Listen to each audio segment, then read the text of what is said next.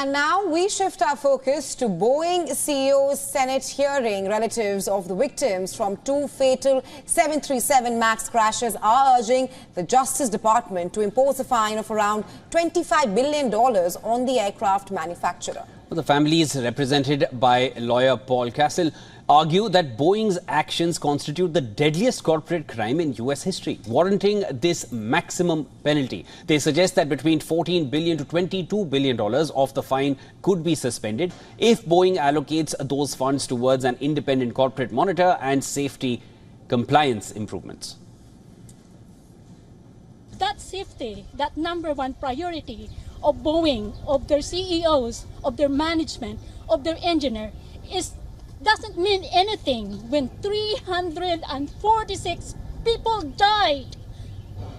We are here today and driving here. It doesn't matter how far, because all I could think is the 6 minutes and 4 seconds of my daughter on that Boeing 37 MAX. Did she cry for me?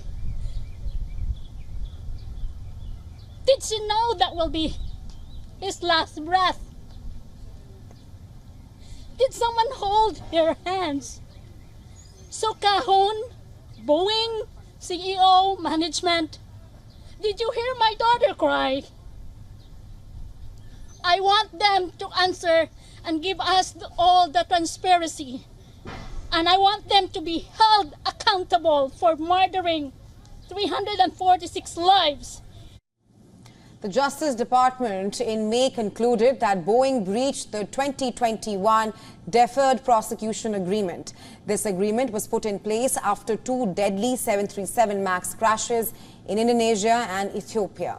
The crashes were linked to the aircraft's maneuvering characteristics augmentation system, or MCAS, and resulted in the plane's global grounding for 20 months. Recently, Boeing argued it did not violate the agreement, but DOJ officials cited an incident on the 5th of January with an Alaska Airlines Boeing 737 MAX 9 jet as evidence of ongoing safety issues. Federal prosecutors have until 7th of July to decide whether to pursue a criminal case against Boeing or negotiate a plea deal. Families of the 737 MAX crash victims are also calling for the Justice Department to initiate criminal prosecutions against the corporate officials who are responsible at the time of the crash. They demand that Boeing's board of directors meet with them and address the ongoing safety concerns. And the reason that we are still coming out to protest and speak up is because Boeing has not improved its safety. Even since 5 years ago, even 6 and 7 years ago, they knew about a lot of problems with manufacturing and they didn't improve it. The family's letter highlights comments from Senator Richard Blumenthal, who recently chaired a hearing with Boeing CEO Dave Calhoun and demanded prosecution. You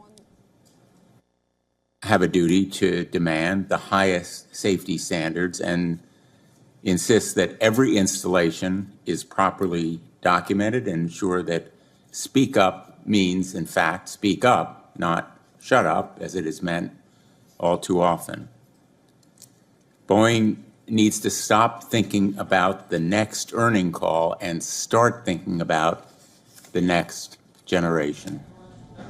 For more on this, our correspondent Susan Tehrani has sent us this report from New York on the demands of the families who lost their members in the 737 Boeing crash.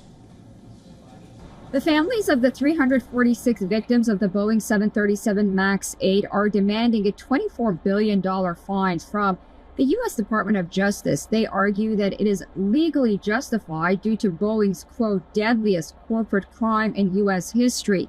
The crashes both in Indonesia and Ethiopia were caused by malfunctioning safety systems. Boeing's CEO apologized, but the families say they're seeking justice nonetheless.